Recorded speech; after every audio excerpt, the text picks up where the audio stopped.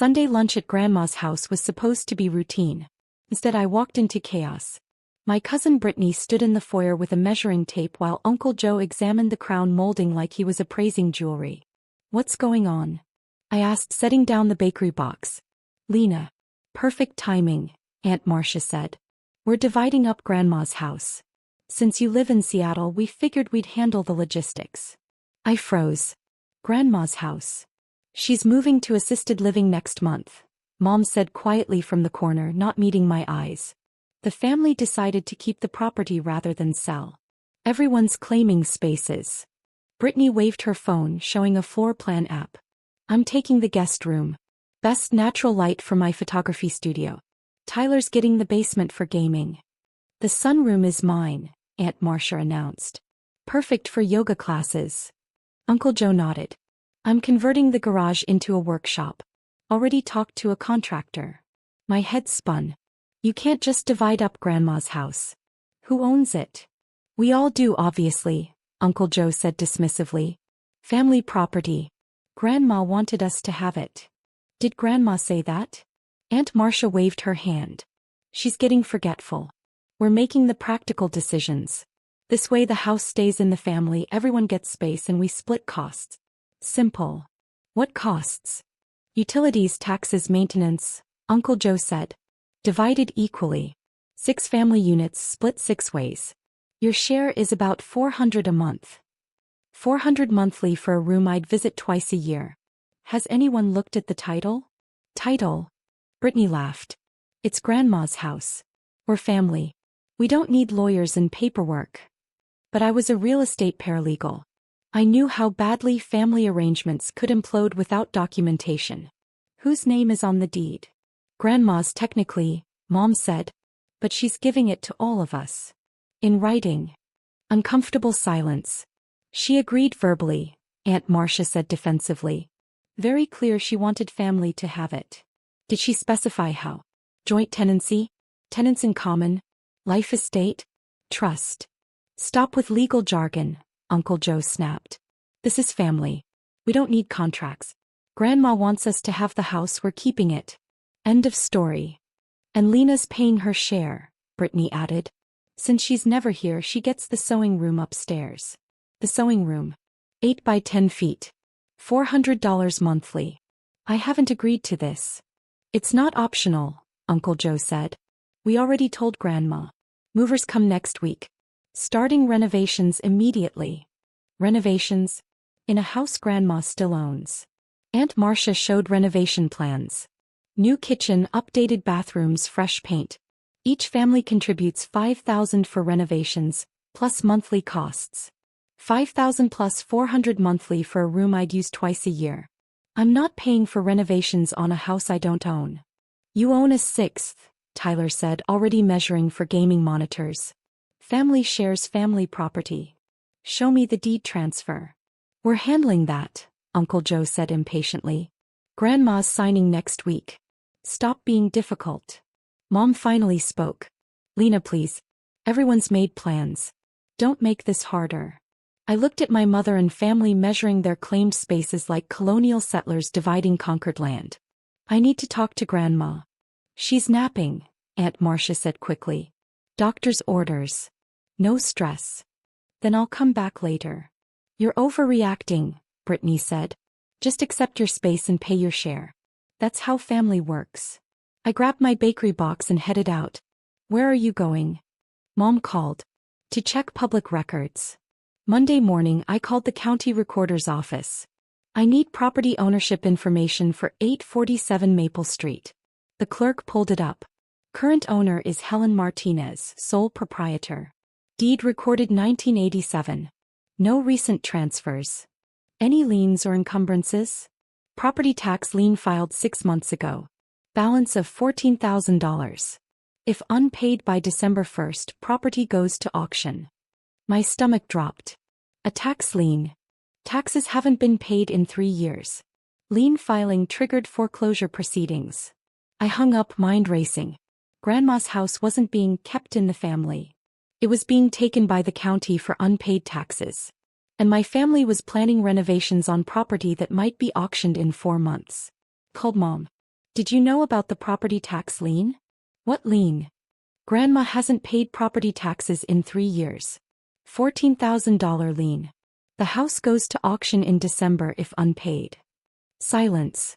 Then, your uncle said he was handling the finances. Uncle Joe knew about this? He's been managing Grandma's bills since she got forgetful. He said everything was fine. I pulled up property records. The pattern was clear. Uncle Joe had been managing Grandma's finances, letting taxes go unpaid while using her money elsewhere. Mom, has anyone seen Grandma's bank statements? Joe handles all that. He has power of attorney. Power of attorney. Uncle Joe controlled Grandma's finances, let taxes lapse, and was now organizing a scheme where everyone paid for renovations on a house about to be foreclosed. I booked a flight home for Wednesday. At Grandma's house I found her alone. She was lucid, sharp, nothing like the forgetful woman my family described. Grandma, do you want to move to assisted living? She looked surprised. Who said I'm moving? The family. They said you're moving next month. Joe mentioned it but I said no. I'm perfectly capable. Did you tell the family they could have the house? Have it. Oh. I told Joe he could help manage it since paperwork was confusing, but this is my home. I'm not giving it away. I showed her the tax lien documents. Did you know about this? She read, face paling. I gave Joe money for taxes every year. He said he was paying them. He wasn't. Now there's a $14,000 lien. The house goes to auction in December. Her hands shook. That's why Joe wanted me to sign papers last week. He said it was for Medicare. What papers? I didn't sign. Something felt wrong. He got angry, said I was being difficult. I called a real estate attorney I knew from work. Within hours we had a plan.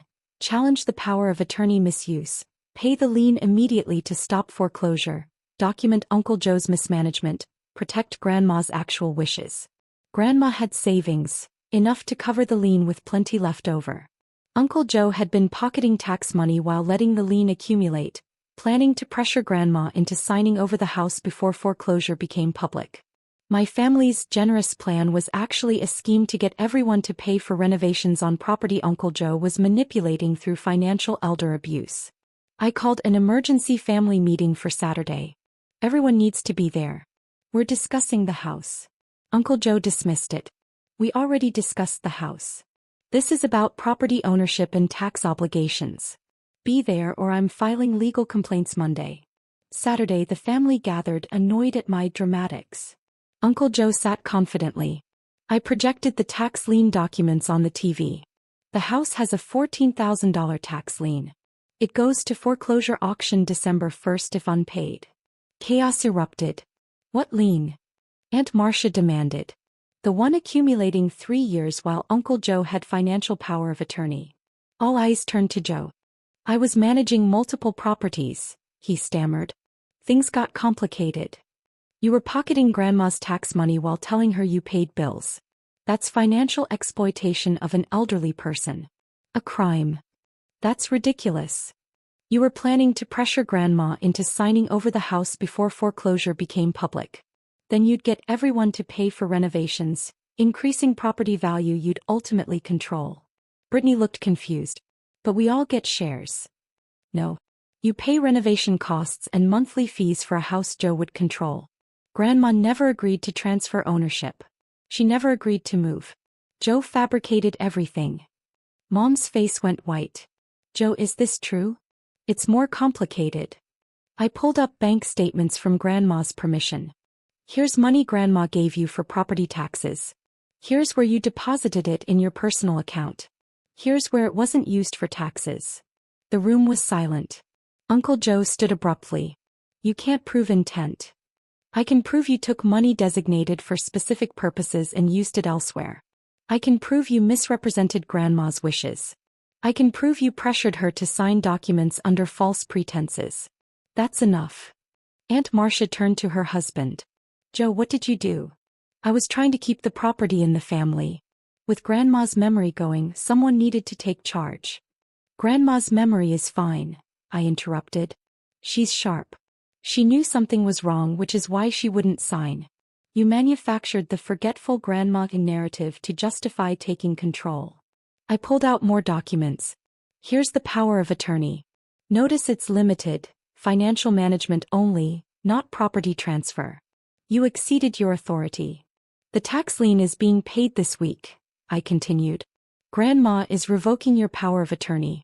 A new attorney is handling her affairs. The house remains solely in Grandma's name. What about our renovations? Brittany asked weakly. There are no renovations. No room-sharing arrangement. This house belongs to Grandma, who is staying in it. Uncle Joe's face was red. You're destroying this family over money. You destroyed trust by stealing from your mother and manipulating your family. I'm just documenting it. Mom spoke quietly. How much did you take, Joe? He didn't answer. $42,000 over 3 years, not counting unpaid taxes. He paid some bills, pocketed the rest. Aunt Marsha was crying. Brittany looked stunned. Joe was planning to take out a home equity line of credit once he controlled the property. Your renovation money would have funded his business ventures. I showed the email from a lender discussing his $200,000 HELOC application. Uncle Joe left threatening lawsuits. Aunt Marsha left in tears. Mom stayed, apologizing to Grandma repeatedly. The county processed the tax lien payment Wednesday. Grandma's property was clear. A new attorney took over with proper oversight. Uncle Joe's power of attorney was revoked. The family attorney suggested criminal charges. Grandma declined but made clear he was no longer welcome. Brittany called a week later. I gave Joe $2,000 for renovations. Small claims court. Document everything and file. 3 family members filed claims against Uncle Joe. He settled quietly, knowing criminal charges were possible. Grandma stayed in her house. I helped set up proper financial oversight. She remained completely capable of independent living.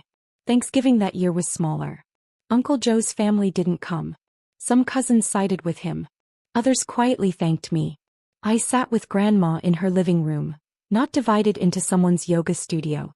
Thank you for asking questions, she said. Thank you for not signing those papers. The house stayed hers until she decided years later that she wanted senior living. She sold for market value and split proceeds equally. Uncle Joe had been cut from the will. His share went to elder abuse prevention charity. Grandma lived another 8 years sharp and independent. Her house was hers on her terms.